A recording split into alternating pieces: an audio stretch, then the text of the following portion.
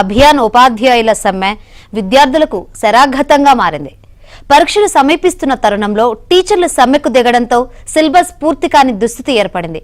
ఏళ్ల తరబడి పెండింగ్ లో ఉన్న డిమాండ్ల పరిష్కారం కోసం టీచర్ లేక విద్యార్థులు రోడ్డెక్కుతున్న పరిస్థితి ఉమ్మడి పాలమూరు జిల్లాలో నెలకొంది.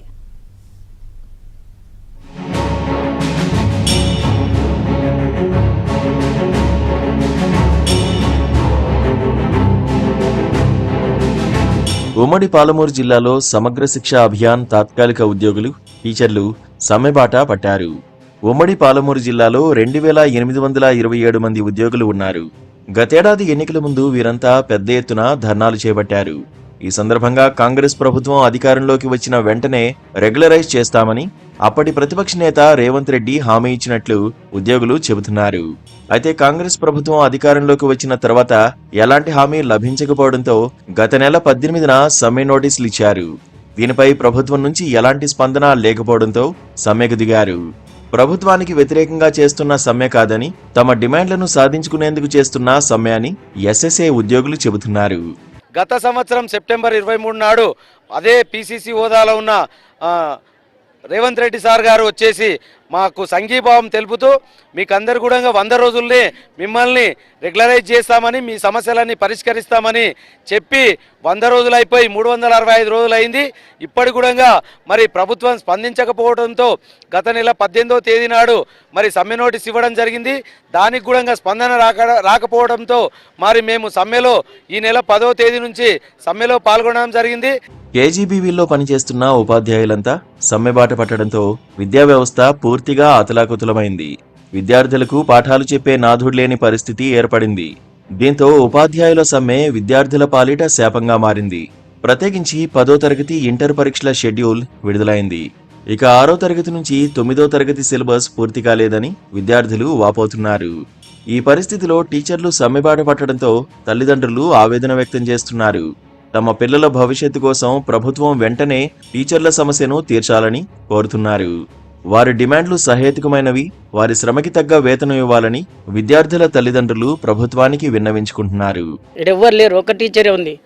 14 రోజులు 15 రోజులు అవుతుంది సమస్యల గురించి పోయినరు, టీచర్లు ఎవరు లేరు. దానివల్ల మేము వచ్చినాం పేరెంట్స్.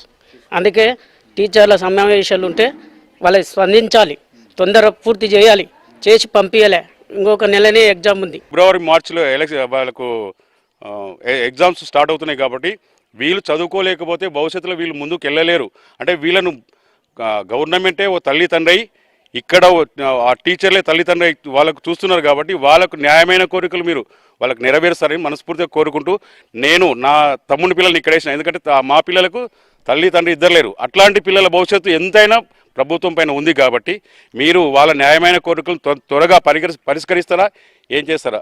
ఇదిలా ఉంటే కేజీబీవీలోకి ఇతర పాఠశాలలో పనిచేస్తున్న ఉపాధ్యాయులను ప్రభుత్వం సర్దుతోంది.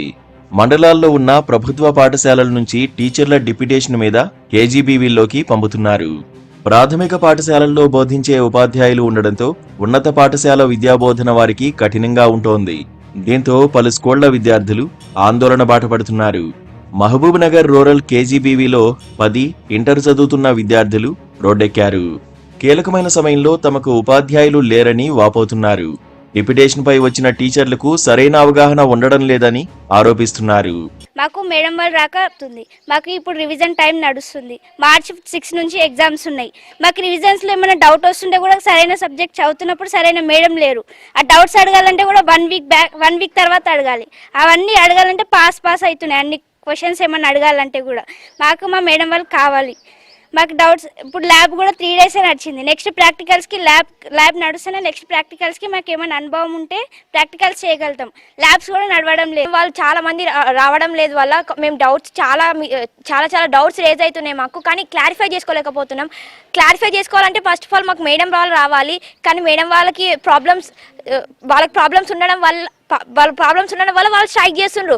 ఓకే, కానీ మాకు చదువు చెప్పే వాళ్ళు ఎవరున్నారు? కాబట్టి మేడం వాళ్ళకి సీఎం గారు స్పందించాలని కోరుకుంటున్నారు. సమగ్ర శిక్ష అభియాన్ ఉద్యోగులకు బీఆర్ఎస్, బీజేపీ నేతలు అండగా నిలుస్తున్నారు. మహబూబ్ నగర్ లో సమ్మెకి దిగిన ఉపాధ్యాయులకు డీకే అరుణ మద్దతు తెలిపి సంఘీభావం ప్రకటించారు. మాజీ మంత్రి శ్రీనివాస్ గౌడ్ బోనం ఎత్తి మద్దతు తెలిపారు. నారాయణపేటలో సమ్మె శిబిరాన్ని కేంద్ర మంత్రి బండి సంజయ్ సందర్శించి సంఘీభావం తెలిపారు. పరీక్షల సమయంలో ఉపాధ్యాయులు సమ్మెబాట పట్టడం, ప్రభుత్వం ఏం తెలియనట్లు వ్యవహరించడం సరైంది కాదని విమర్శించారు. వెంటనే సర్వశిక్ష అభియాన్ ఉద్యోగుల సమస్యలను తీర్చాలని డిమాండ్ చేశారు.